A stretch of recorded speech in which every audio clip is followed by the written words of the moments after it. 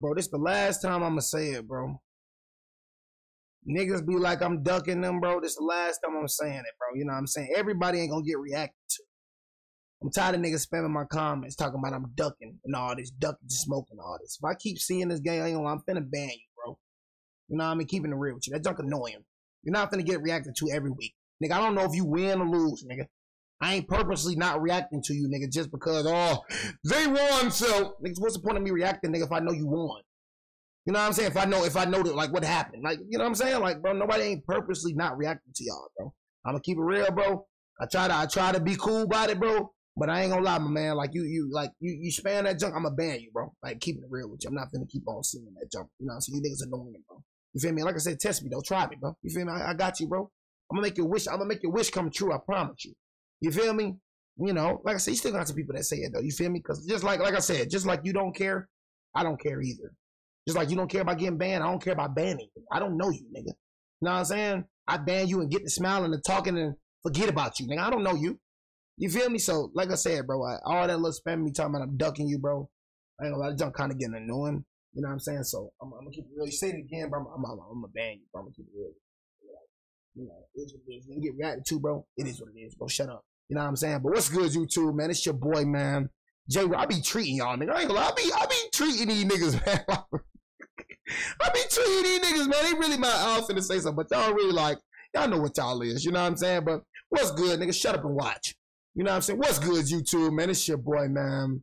Jay Willie Silly, man. AKA, look at you. Look at you. What? What you gonna do? What? What you looking at? What? You see I don't drop my head? I'm looking you dead in your eyes. You feel me? You feel me, do you, boy?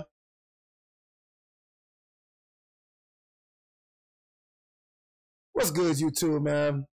It's your boy, man. Jay Willie Silly, man. AKA Mr. Take it easy. For you and all life easy. But make sure y'all follow my Instagram and Twitch, man. In the description down below. Everything you need to know about your boy is in the description down below. Hey, man, Twitch, man, finna hit 4.2K, man. Y'all make sure y'all go follow that, man. Your boy will be live today. You know what I mean? At 10 o'clock p.m. Y'all boys, make sure y'all stay tuned. You know what I mean?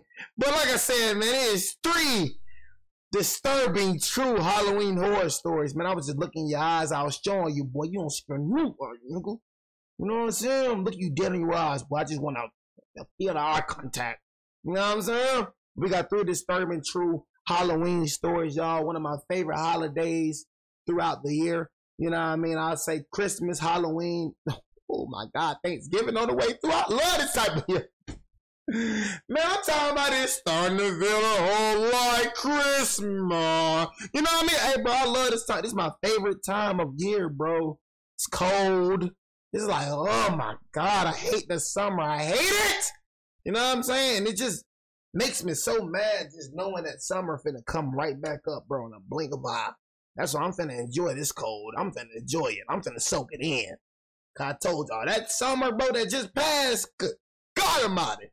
You feel me? But, bro, just so happy. You know, think about taking my girls to the fair, bro. You know, it's like going to the fair or something. You know what I mean? They got a fair going on in Georgia. Y'all tell me in the comments. But, yeah, like I said, bro, you know what I'm saying? We got, you know, 3 disturbing true Halloween stories.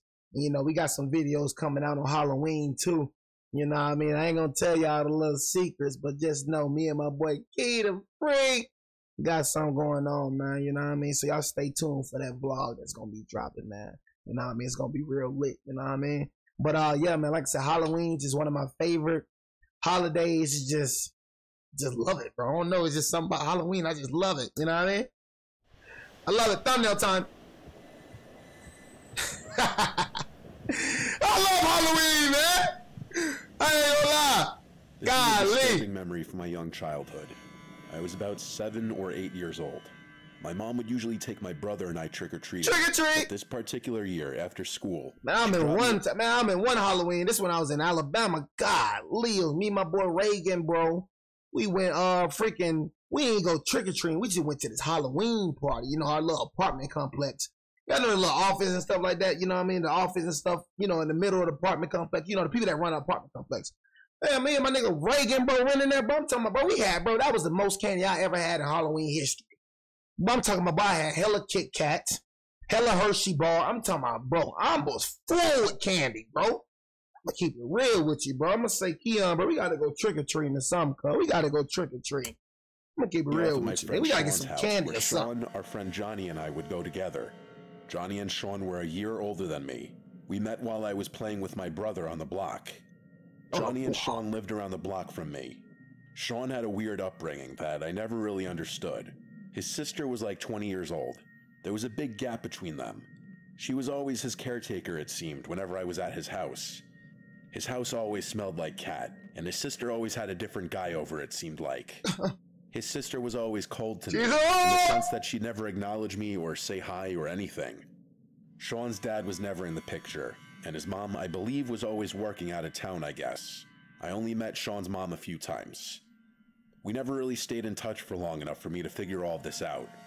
Anyway, my mom dropped me off at Sean's, expecting that Sean's mom would be trick-or-treating with us. After saying goodbye, I went into his house. Johnny was already there. We all had big pillow sacks to fill with candy. This was around the time that I learned that neither Sean's mom nor sister were coming with us to supervise. I was young, so I sort of felt slightly uncomfortable knowing that Johnny and Sean would be leading the way. But at the same time, I felt a sense of excitement that we'd have more freedom. I knew for a fact my mom would not have approved of us going unsupervised, though. So, eventually, we were off into the neighborhood. You don't care what your mama, nigga. I did a whole lot of things my mama don't know about, nigga. Know what I'm saying? When you out, nigga, you out, nigga. When my mom approves of this, you know what I mean? I don't think my mom will be okay with this. Nigga, take your little ass home, nigga. You know what I'm saying? Because one thing about Jay loved the freedom when I loved the freedom. I loved being reckless. I loved doing what I wanted. Oh, my God. I already knew. I love bringing up my boy Reagan. I already knew when Reagan knocked on that door, we act like we some little kids, you know what I'm saying, in front of mama and daddy, you know what I'm saying, like we some good little kids. I'm just finna go to Reagan house and play the game. Nigga, I already know. When that door closed, time to be rebels. Time to go shake something up. What you trying to get into? I say, hey, I know I be bringing that little nigga up a lot, y'all, but I miss that little nigga, bro. That was my little nigga right there, bro. Like, for real, I be bringing Reagan up all the time, bro, but that was my little white nigga right there. I ain't gonna lie, bro. Like, good times I'm talking about. Good times, man. You know what I'm saying? I'm talking about trespassing, just being rebels. You know what I mean? I never thought I could just meet a nigga that was just like me. You feel me? A white nigga to be exact. You know what I'm saying? I don't think I ever gonna meet a nigga like that again, man. That's just like me, like just a rebel. You know what I'm saying? One thing I liked about Reagan was just like, nigga, we were just free, bro. You feel me? Like, I wanted to do what I wanted to do. He wanted to do what he wanted to do. I wanted to break some rules. That nigga wanted to break some rules. I wanted to get in trouble. Nigga, Reagan wanted to get in trouble. I wanted to go in front of them. I wanted to go behind this person's backyard and mess with their dogs. Guess what Reagan gonna do? Reagan finna go in that backyard and mess with them dogs too. Hey, I try to tell y'all. And the thing is, bro, it wasn't even like he was following me. It was like sometimes, bro, hey, you know, sometimes if we gonna do this, I wanna do this, so he gonna do it. He wanna do that, then I'm gonna do it. You know what I'm saying? It's just, bro, we was so bad, y'all, that apartment complex used to leave notes on our parents' doors saying that Reagan and Jay, like, bro, we was terrorizing that apartment. Like, bro, we was so bad. And I just told you, I never thought I could meet a white dude, bro, that was so bad. He was worse than my black partners. I'm gonna keep it real with you. That little white nigga was reckless. I miss my nigga. That's why I be bringing him up so many times. I be thinking about Reagan, but that's my little nigga. Walking around doing our rounds door to door. Quite a few people asked if we were alone my or best where friend, our parents bro. were, and Johnny would always be the one to use the same What lie Reagan doing that his now, mom bro? is up ahead with his sister. It worked every time. This was on a Friday, so we didn't get to start at trick-or-treating until around 5 o'clock. But we didn't have school the next day, so we intended on going until our pillow sacks were completely full. We took a break after a couple of hours and went to Sean's, where he heated up a bunch of frozen pizzas. At the time, I was so jealous of the apparent freedom he had in his house, not having parents who cared about what he did. But looking back now, I count myself super blessed to have grown up in a household with 2 strict parents. After we hung out at... My parents weren't strict. Now, they weren't strict. But my parents, you know what I'm saying, wasn't just gonna let me do whatever I want to do, though. But, no, you don't want to have that, though. You don't want to have parents that just didn't care. Bringing up Reagan again, that nigga parents just didn't care. I'm gonna keep it real with you. That nigga parents did not care at all. This house for an hour and watched Halloween specials on Nickelodeon. So I get where he was coming eating from, pizza and candies. But I ain't had strict parents, you know that? Johnny eventually was picked up by his mom, but Sean and I wanted to keep going, so we eventually headed back out for round 2. It was dark out now, and it had to be past 8 p.m. There were a lot less trick-or-treaters now. We tried to go to certain blocks we hadn't gone down yet, which meant straying further away from Sean's house. We found a block we hadn't touched yet and continued knocking on doors. Some houses didn't answer at this hour, and mostly everyone else had a comment about us being alone or how it's getting late. We noticed a man pushing a stroller a couple houses down behind us. He was walking very slowly in our direction, probably a dad trick-or-treating for his young child. As we continued going door to door, the man with the stroller got closer. Eventually, we heard him going shh and singing softly. What? Eventually, he caught up to us, and he said, "How's the trick-or-treating going, boys?" And we replied, "Good," at the same time. And then he said, "It's pretty late. I'm on my way back to my house. I can give you guys the rest of my candy." Sean and I looked at each other with telling faces, as if we just hit the jackpot.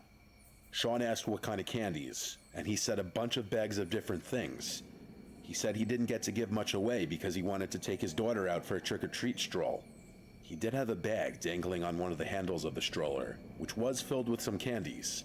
The stroller was fully covered by a folding piece on the top, so we couldn't see his daughter. He said she's asleep and he didn't want to wake her up, but he pointed ahead and said his house is just up this way. So we followed behind him as he pushed the stroller. He was walking a little faster now. As we walked, I realized there was next to no one else out at this point, even though it was a Friday night. It seemed like a quieter side of the neighborhood. The man talked to us as we walked, asking us questions. What part of the neighborhood we were from, where we went to school, basic stuff. I let Sean answer most of the questions. Him being even just a year older than me at that age, I felt like he was the one who should take lead. On multiple occasions as we walked, the man would lean into the stroller and talk in a high pitch to his daughter. Then he'd turn back and smile at us. We finally made it to his house. He led us up the walkway with the stroller and unlocked his door. After he opened it, he brought the stroller with his daughter inside first, and then invited Nigga, can we see your daughter? Nigga, your daughter? Where is your daughter? You talking about he had something covering his, did she sleep? Nigga, can we see your daughter? You feel me? Come inside. Come inside. Sean led the way, so I followed. See, y'all some stupid jackasses. You never heard of stranger danger? Stranger danger? You never heard of that? Your mama never told you stranger danger? What the heck you doing going to the stranger house? Nigga, candy ain't that important. No, I'll wait outside, sir. I'll wait outside. You can just bring the candy here. I'll wait outside. You know what I'm saying? Nigga, talk about you can just come inside. Negro play. I was the one to ask if we could leave the door open. Yeah. And the man paused and then said, "Yeah, of course." He said he'll be right back as he goes to get the candy bags. Why we gotta come in your house and get candy? He pushed the stroller into the middle of the living room, only about 10 feet away from where we were standing. I nudged Sean because I felt uncomfortable. I whispered, "Why would he leave the candy so far away?" Sean didn't respond. Instead, he turned toward the living room and then walked up to the stroller. He lifted up the folding part that was covering the baby, and he looked disturbed. He hurried back to me, whispering, "Let's go." What? He was full on running once we got outside, and I followed behind, which was a bit tougher because we had those heavy pillow sacks. I still was confused about what he saw, but just then, we heard a woman's voice yell, "Excuse me." It was one of his neighbors. She came running over to us and asked if we know that man, and it was at this point that Sean spilled the beans and said he offered us his leftover candy, but he was pushing a stroller with a fake baby in it. I remember getting goosebumps as he said that. The woman said, "Yeah, that man doesn't have a child. I saw you walking by with him." She took us to her car and drove each of us home. I know, getting into a stranger's car after that was another questionable move. The woman came to my front door to talk to my mom about what we just told her. My mom was distraught. After I told her every last detail about the night, she sent me to my room while my parents called the police on that man. My parents never told me anything about what happened after that. I believe they wanted to shelter me from any more exposure to the situation. Yeah, you thought your parents were strict. Them niggas gonna be extra strict now. Mom, can I go trick-or-treat now? But Mom, no! You thought your parents were strict. You shouldn't have told your mama that. I ain't gonna keep real. You should have told your mama that. You ain't finna go nowhere. See, his parents His parents don't care. You know what I'm saying? His parents don't care, so he groovy. But you, no more freedom for you, boy. You finna hear no a lot, boy. My mom didn't want me going over to Sean's house anymore. See, look. And I know she had quite a bit to say to Sean's mom. I did see Sean at school once in a while still, and we'd remain cordial. But our friendship was never the same after that night. I mean, bro, what Sean do, nigga? Like, at the end of the day, Sean saved you, nigga. You know what I'm saying? What you mad at Sean for? I would have been like, nigga, you moving weird with me, nigga. What the nigga? What I do? You know what I'm saying? Nigga, I'm clueless just like you. I ain't know the man had a fake baby, nigga. I would have said, nigga, forget you then, nigga. You know what I'm saying? Nigga act like he don't know me. Nigga act like I don't know you. Trying to make it seem like Sean a bad influence or something. Nigga, Sean ain't make you do no crazy-ish, nigga. You feel me? Bro think he finna get candy just like you finna go get candy, nigga. If anything, Sean saved your look, bro. It was Halloween night, 2016. I was tasked by my parents to hand out candies to all the kids for the day. My mom bought 1 million bags of candy that I knew we'd have left over for weeks, and I'd be the one regrettably munching on them for days, if not weeks to come, as I was trying to lose weight. I always told my mom she went way overboard with the candies. The house was in a cul-de-sac on a dead end. We hardly got any trick-or-treaters usually. However, we did have some loyal kids who'd always come to our house knowing how much candy we'd give. Halloween was on a Monday this year. I was in college. I conveniently had Mondays and Wednesdays off this semester. So the first half of the day, I went to the gym and then worked on my assignments for class. It was always around 4 p.m. that the sound of kids outside would indicate that trick-or-treaters were out. The first time the doorbell rang was, I guess, somewhere between 4 p.m. and 5 p.m. The day went as you'd expect. There's nothing interesting about handing out candies all day to little kids and my dog Vito barking like crazy every time the doorbell rang. I'd say from the first trick-or-treater to 8 p.m., there were maybe 10 to 15 total. As I said, that cul-de-sac was out of the way for people to come. It was more effective for trick-or-treaters to pass it and just keep going straight. It being a Monday I'm just looking at the little kids, man. It's just good times, bro. You feel me? Like, I mean, when we always be like, man, I can't wait to grow up. My pop used to always tell me, don't say that. I remember that. Don't say that. You don't want to be grown. Enjoy that. Enjoy the childhood. He used to always tell, I can't wait. I used to always say that. I can't wait to be grown. Boy, if I wish I could go back. Now I can't wait to be grown. I cannot wait to grow up. We all used to say it as a kid, did we? I know you said it sometime, did you? We couldn't wait to grow up as a kid, boy. But we wish we can go back, did you, boy? Dang, I miss just running around, you know what I'm saying? Not having a care in the world, right? We running around the block. I miss jumping on trampoline. I miss just being worry-free, carefree. I miss just being like, man, I ain't got to worry about no bills. I ain't got to worry about no car insurance. I ain't got to worry about nothing. I was just living life. Living life, man. That was a good time right there, man. The only thing a nigga had to worry about was school. That's all I had to worry about was school. Other than that, I'm groovy. It's adult life, boy. You gotta worry about bills. You gotta pay that car insurance. You gotta get a job. You got responsibilities now. Responsibilities that take the fun out of life. That's why I had to escape the matrix. I had to escape this. I'm like, me getting my first job, I can't do this stuff. I can't work for somebody. I can't do it. I can't. That's why I gotta do something. What can I do? What can I do? I gotta do something, but I can't do this forever. I want to be free. I want to feel that feeling that I felt when I was little. Having fun, not having a care in the world, just having fun. Having so much money, nigga, I don't care. Nigga, I'm having fun. Nigga, I can pay for it. I can do this. I can do that. You know what I mean? Of course, I'm not loving the money, praising the money, but dang, bro, you know, having a lot of money in your account, bro, you know what I'm saying? That feels good, bro. You know what I'm saying? Just having fun. Just have. If you get it, you get it. If you don't, you don't. Night, things quieted down much earlier than kids, they usual, don't have I'd to say. worry about nothing. I got enough homework done, I put a dent in my project, Enjoy that, and so I had some of my mom's leftover stew and went to my room to watch Game of Thrones. Enjoy that. I was literally 2 episodes in when I heard the unexpected sound of the doorbell. Vito started barking again. I looked at the clock and it had to be like 9:30. This was definitely beyond the cutoff time for trick-or-treaters. I went downstairs to the front door and opened it. Nigga, you ain't got a peephole? On the other side of the glass storm door was a very tall man in a clown costume. with a very scary looking mask. Okay. He was a man just based off the frame of the person. Ah! He was alone. Woo! He waved at me and then pointed at the brown sack he was holding. Who care about no brown It's sack? basically empty.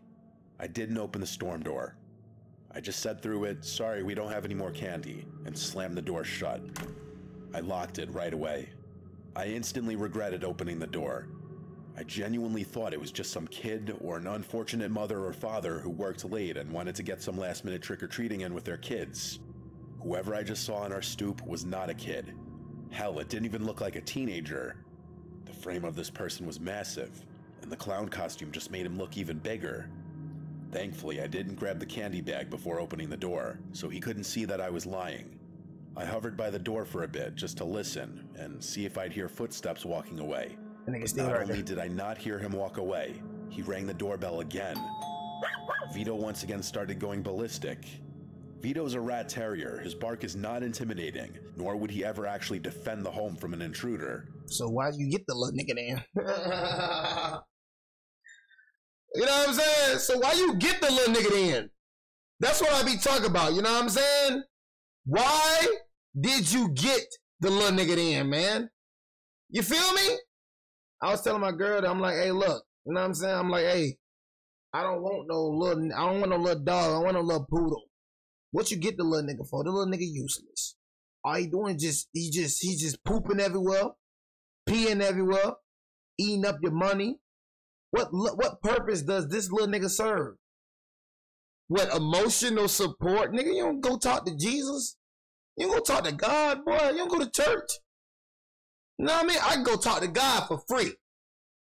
I need some emotional support. I can talk to God. I ain't got to pay for no emotional support. I'm already out here paying bills. You realize when you get a dog, you got to take care of that little nigga. You can't just have a dog, You got to take that dog to the vet. You got to feed him. You got to really treat this nigga like he's a child. So if I'm treating a dog like that, if I get a dog, I need you to serve a purpose. I don't need you to just be here just sitting cute. When something like this happen, nigga, I need you to I need you to protect the home, nigga. A pit bull, a German Shepherd, a Cane Corso. That's what Jay gonna be rocking with. Nigga, I ain't finna be rocking with no freaking Labradoodle, nigga. What you call this? What you call your dog, nigga? His bark is not intimidating. What did you call your dog, nigga? Vito once again started going ballistic. Vito's a rat terrier. His bark is not intimidating. That nigga's a rat terrier. That nigga went and got a rat terrier. Think I'm finna go get a Chihuahua? Nigga, I'm getting pit bulls, Cane Corsos, Rottweilers, German Shepherds. Cause I already know, yeah, you break into this house, you feel me? It's going down.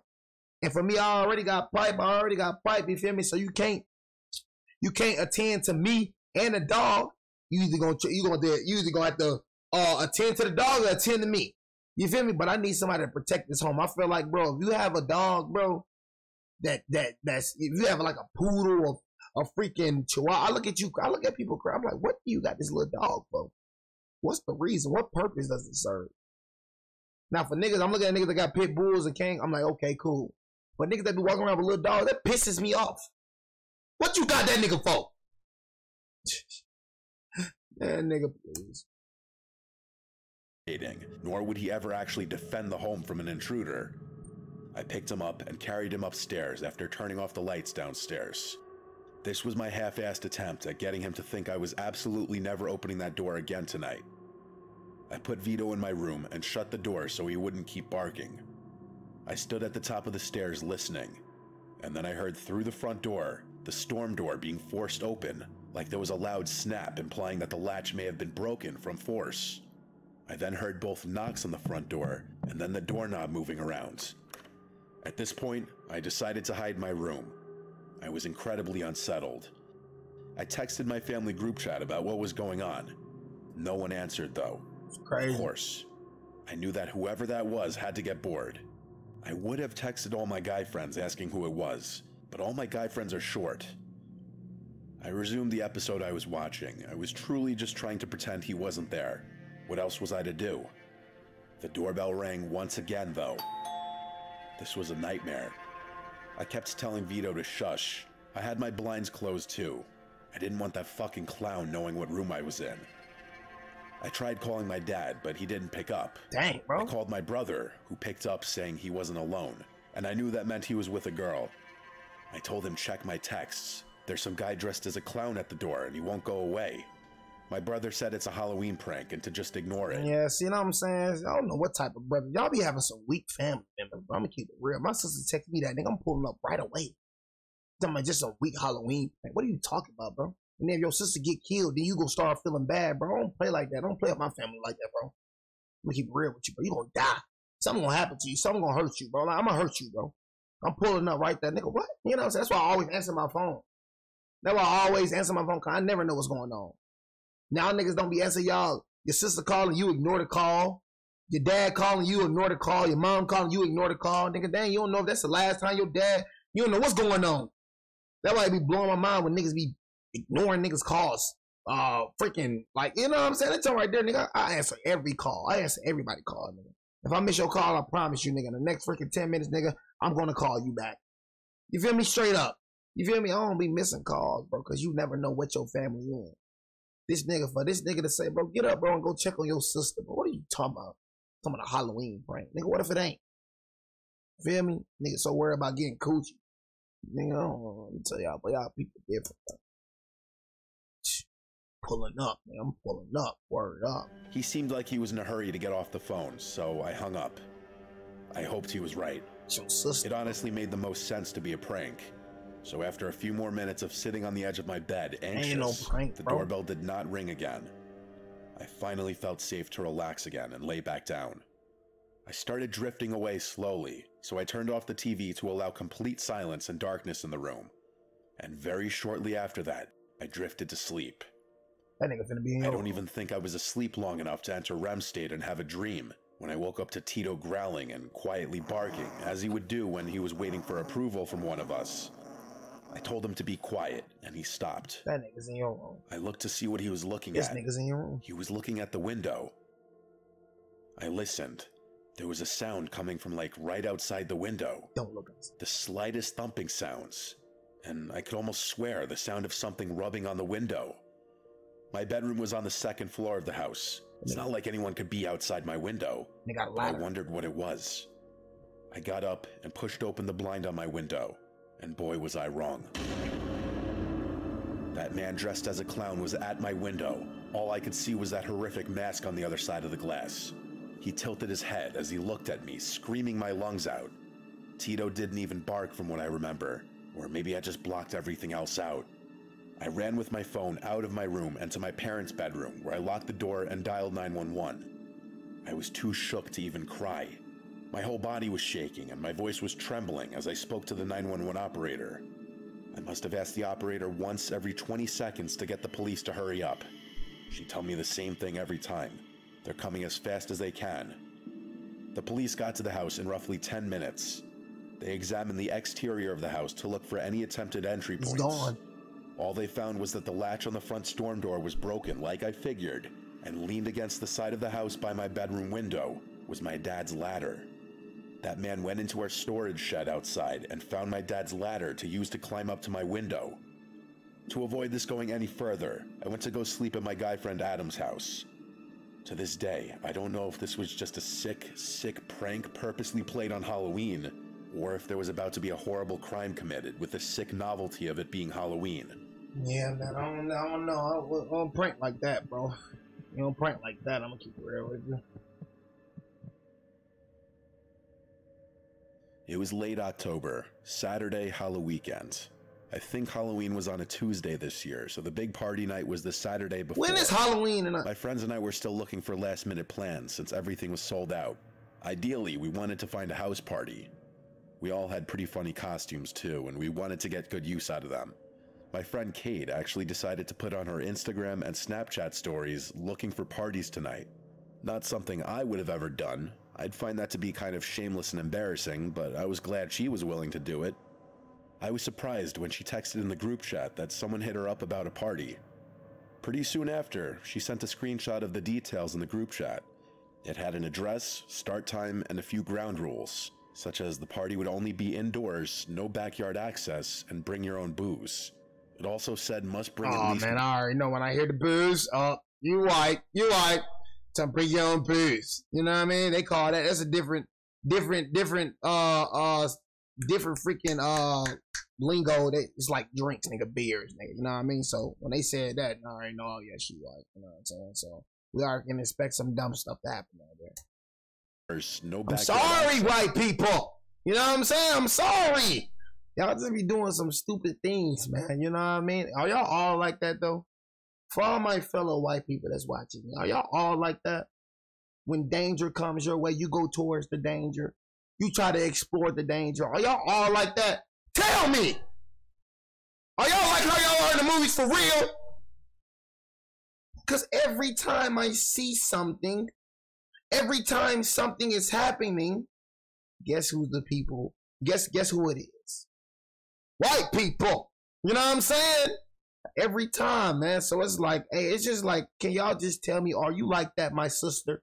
Are you like that, my brother? You see danger, you go towards it, or you go away, or you just like my folks. You know what I mean? 'Cause I told you, when we see danger, nigga, you wanna know what we do? We see danger, oh shoot! That's when we see danger. We don't care what it is. We don't care what it is. When we see danger, we go. I can learn thing or two from us, boy. We ain't finna try to explore nothing. We're not trying to see nothing. You know what I'm saying? The slightest bit of red flag, we're out the door. But when it comes to y'all, Jake. And bring your own booze. What was that? It also said must bring at least one girl for every guy. You wanna go check it out? The guy who sent the details to Kate was one of our guy friends around our age who mutually knew a lot of the same people we did. Apparently a number of people we knew were going to this party. The house address was one town over, super close. So between the four of us, we all went to Shauna's house since she had the open crib. We pre-gamed there for about an hour as we all finished up getting ready. We waited till our guy friends confirmed that they were going. Then we decided to head over. That would be so funny when a girl would tell my guy friends. Yeah, what are your guy friends? You know what I'm saying? Called an Uber. We all you go for that. Varying from Four Locos to White Claws to vodka shooters. The Uber driver was probably sick of us by the end of the drive. When we got to the house, we saw a bunch of cars everywhere. The house was pretty big, a very spacious front yard. We were four girls walking in, so surely whoever was throwing this party was gonna love us. We didn't hear any music until we got closer to the door. Then we heard the beating of the bass. But they're gonna love it. I opened the door, and the first room we were in was a cross between the living room and the kitchen. The entire house was very dimly lit, only by a bunch of orange lights hung up, definitely creating a Halloween party ambiance. The place was decently crowded, but honestly, we didn't know anyone. Kate texted the guys we knew to see if they were here yet. In the meantime, some older guy came and greeted us. He asked our names, and he said he's John, Luke's dad. Apparently, Luke was the guy throwing this party. I asked who Luke is, where he goes to school. So basically, you went to a Halloween party and you don't know who's throwing the Halloween party. You don't know nobody. I can't go to a party and I don't know. I mean, you with your friends though, so you cool. You know what I mean? So yeah, I mean, yeah, you cool. You know what I'm saying? You don't have to know nobody. You feel me? Going to a party, but you at least got to go with somebody you know. You know what I'm saying? Like. You just going by yourself, you know what I'm saying, to a party, you feel me? It's just, you know what I'm saying, it's just kind of weird, you know what I'm saying, but at least you got four of your replied, oh, he's around here somewhere, you can ask him when you see him. So you do know the person. He asked us if we wanted to put our drinks in the cooler. Luke. He led us into the kitchen where there were 3 big coolers of ice. Each one already had a bunch of drinks in it. So we put some of our cans in the coolers. The John guy seemed like he was 50-something years old, which would make sense if his son was the one throwing the party, but at the same time it seemed slightly weird he'd be so welcoming and involved in such a big party in his own house. He was going around talking to everybody. Well, it seems mostly the girls. He seemed like he could have also been drunk. The 4 of us played beer pong at one of the tables, where some guys started talking to us, so we started playing them. Kate then said our guy friends were on the way, which I was happy to hear. John suddenly yelled my and Kate's names over by the counter in the kitchen. He was yelling shots. My other 2 friends, Shauna and Tracy, looked slightly offended, so I said, can we all have one? And he yelled, "Yeah, sure." So we went over to the kitchen counter by him and all took a shot of tequila. Oh man, you drinking something like, did you see, like, bro, hold on, my man. You know what I'm saying? First of all, there's one thing you never do. You know what I mean? You didn't even see bro make the shot. Did you see him make the shots? You know what I mean? You don't know what bro put in your drink, bro. You won't never just drink something you just never, like, you know what I'm saying? That's one thing you never do. So that right there was like, golly, bro, you probably took a shot or something, you know, bro, probably put some type of stuff in you. You know what I'm saying? Man, you know, like, you tripping, bro. Gotta be more aware, bro. I gagged because there was no lime. I was definitely starting to get drunk after this.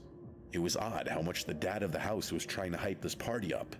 He had this oddly welcoming yet unsettling presence. The unsettling part because he was much older than the generally college-age people here, and he was pushing drinks on people. So I'm saying? Then he asked what our poison is.